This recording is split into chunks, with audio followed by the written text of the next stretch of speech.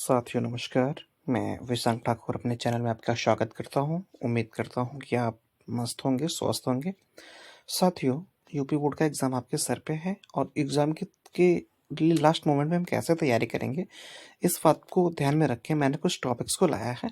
इस टॉपिक्स को आप ध्यान से इसका रिविज़न करते रहिए, इससे संबंधित जो है प्रश्न आप लगाते रहिए।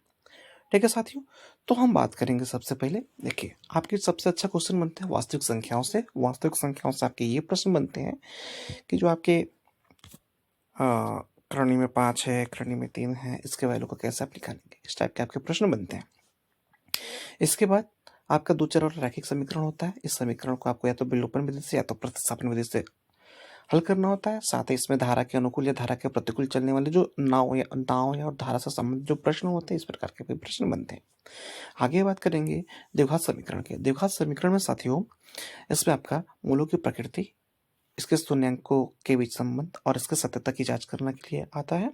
इस प्रकार के आपके प्रश्न बनते हैं। इसके बाद समांतर श्रेणी की बात करेंगे, तो समांतर श्रेणी में दे देगा कि 13वां पद क्या होगा, 14वां पद क्या होगा, 7वां पद क्या होगा, या पदों का योग कितना होगा। इस टाइप के आपका प्रश्न बनते हैं।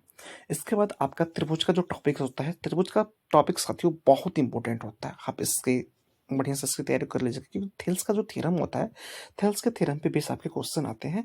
ये बहुत एग्जाम इंपॉर्टेंट होता है। इसके बाद हम बात करेंगे निर्देशांक ज्यामिति की।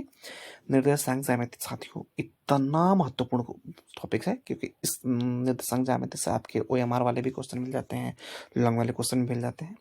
तो ये बहुत इंपॉर्टेंट होता है।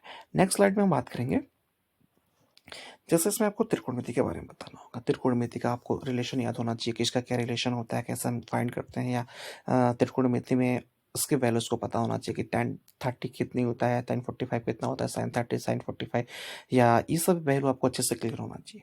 इसके बाद बात करेंगे त्रिकोणमिति के अनुप्रयोग, हाइट एंड डिस्टेंस। ये भी आपका इंपॉर्टेंट क्वेश्चन है, इससे आपके 6 नंबर के प्रश्न बनते हैं और ये आपके एग्जाम में बार बार पूछा जाता है। इसको भी आप लोग अच्छे से ध्यान देख लीजिएगा। इसके बाद बात करेंगे वृत्त की क्षेत्रमिति और मेंसुरेशन। अच्छा, वृत्त के बारे में पढ़ेंगे, यानी त्रिज्यखंड का क्षेत्रफल, बड़े वाले त्रिज्यखंड का क्षेत्रफल, वृत्तखंड का क्षेत्रफल, ये पूछता रहता है। इसके बाद क्षेत्रमिति में बात करेंगे हम, गोला हो गया, शंकु हो गया, आपका बेलन हो गया। ये सारे जो टॉपिक्स हैं आपके, वो क्षेत्रमिति के अंतर्गत आते हैं। इसके फार्मूले को अच्छे से देख लीजिएगा। घन घनत्व जो भी है, ये आपका अच्छे से आता है। इसमें से भी 6 नंबर का क्वेश्चन बनता है। स्टैटिक्स में आपका मीन मेडियन मॉड, यानी कि माध्यक निकालिए, बहुलक निकालिए, ये बारंबार वाले क्वेश्चन जो है अक्सर पूछे जाते हैं। इसके बाद ये आपके पूरा पढ़ाने का सार ये है कि आपको NCERT के सारे एग्जाम्पल्स को देख लेना। आपकी किताब में जो भी एग्जाम्पल्स दे रखा है, उसको आप अच्छे से देख लेंगे। उसके बाद एक चार्ट का फॉर्मूला का एक चार्ट बना लीजिए, जो आप सभी फार्मूले को आप लिख लीजिए और उसका हमेशा जो है वो रिवाइज करते रहिए।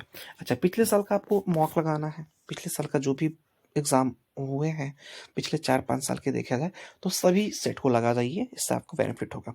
इसके बाद बात करेंगे हम कि जैसे कुछ ऐसे टॉपिक्स हैं, जैसे सांख्यिकी हो गया, त्रिकोणमिति हो गया, बीजगणित हो गया, इसको थोड़ा सा पढ़ते टाइम प्रायोरिटी दीजिए, क्योंकि इससे आपके प्रश्न बनते हैं। उसके बाद कुछ क्वेश्चन ऐसे भी होते हैं जिसको आपको लिख कर करना होता है। जैसे लॉन्ग क्वेश्चन आपके हैं, तो उसको आपको लिख के करना होता है, और जो है आपका प्रीवियस जो भी है उसको लिख दीजिए। मतलब कहने का मतलब सीधा सा हमारा मंत्र ये है कि NCERT पढ़िए, प्लस फार्मूले का रिवीजन करिए, और प्लस पिछले जो है पेपर का भी मल्टीपल टाइम रिवीजन कीजिए, उसको सॉल्व कीजिए। तो ये मान के चलिए कि आपका 90% जो है, इसकी फुल गारंटी कि आपका 90% जो है वो आपका कहीं गया नहीं है। तो उम्मीद करते हैं साथियों आपको समझ में आया होगा। अगर कोई सॉल्यूशन चाहिए या कुछ भी चाहिए, तो आप इसके लिए आप कमेंट बॉक्स में कमेंट कर सकते हैं। साथियों, ये आपका अंतिम समय है, तो ध्यान से पढ़िए। धन्यवाद।